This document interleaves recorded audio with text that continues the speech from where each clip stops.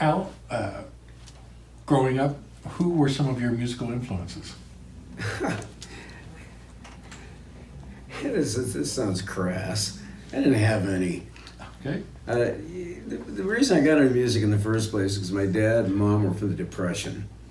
And they said, you're going to learn a musical instrument. And my dad used to love it when they'd go to a cocktail party and there'd be a guy playing a piano. And he thought that was the coolest thing ever. You got to learn to play an instrument. And I liked Elvis when he came out. I was a kid. We should mention by the fact when he was in 5th grade and doing Sam the Sham and the Pharaoh, I believe that at about that same time we were backing him up, weren't we?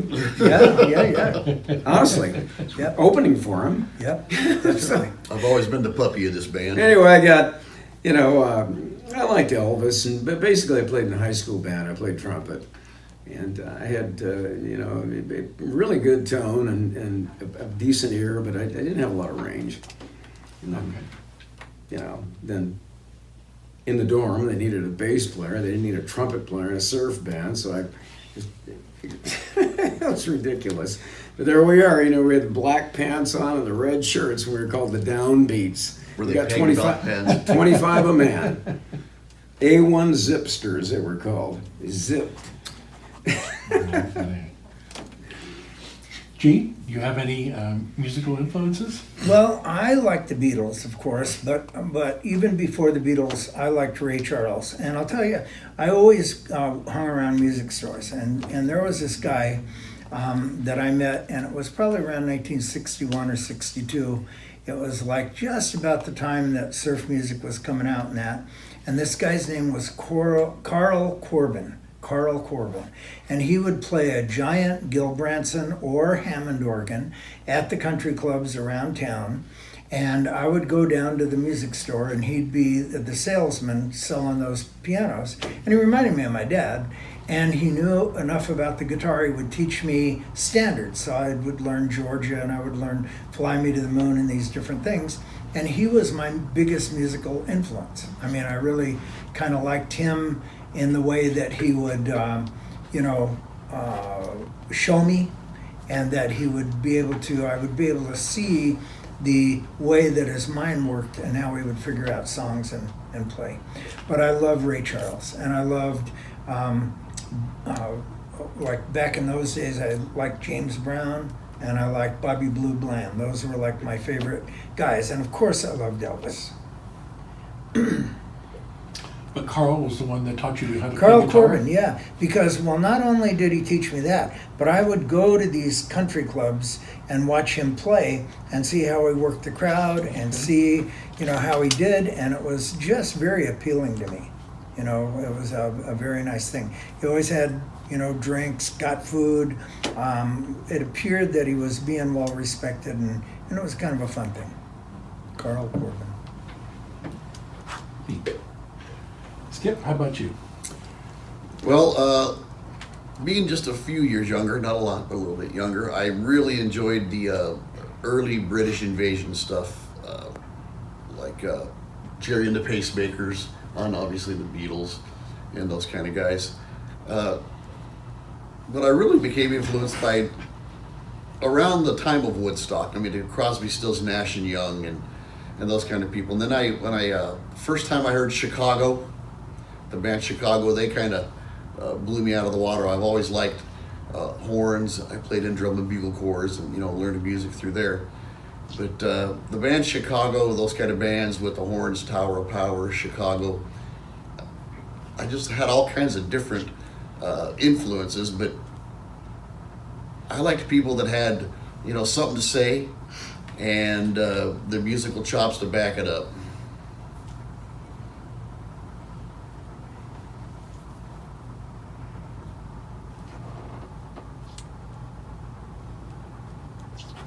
Okay.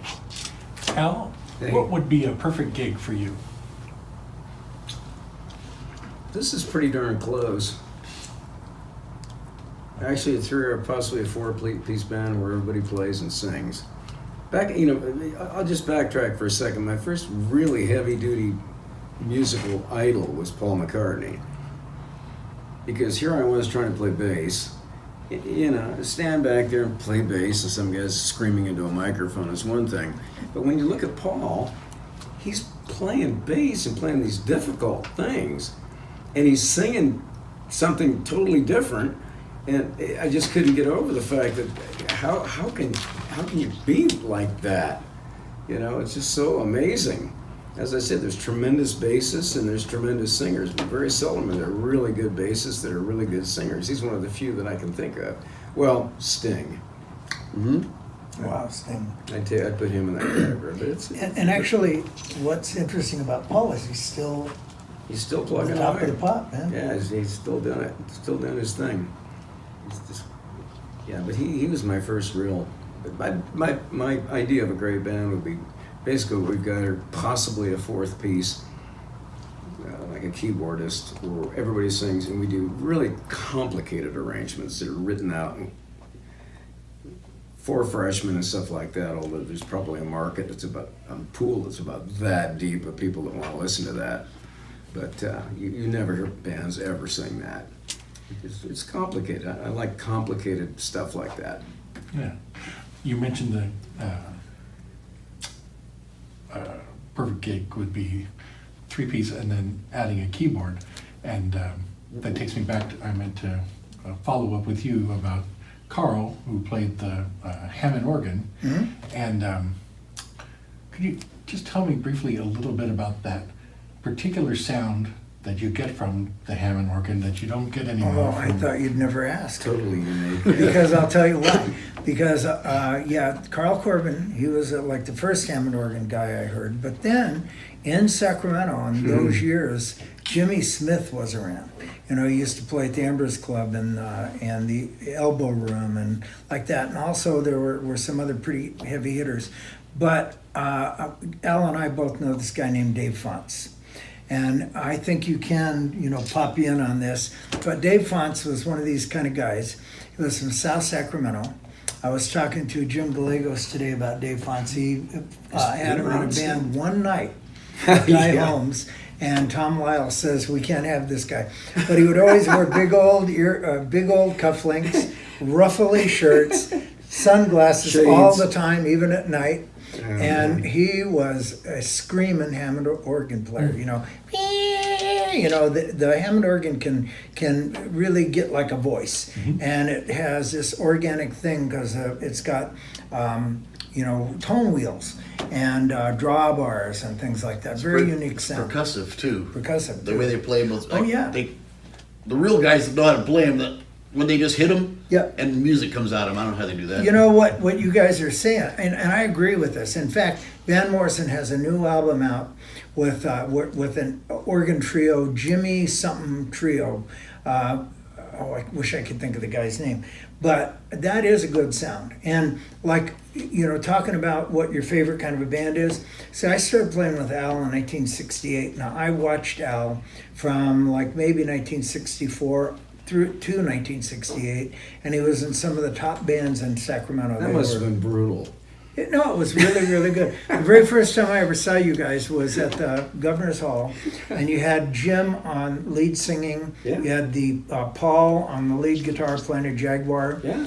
And you had Frank Lesketoff playing rhythm guitar, and Tom Fabian playing drums, and you.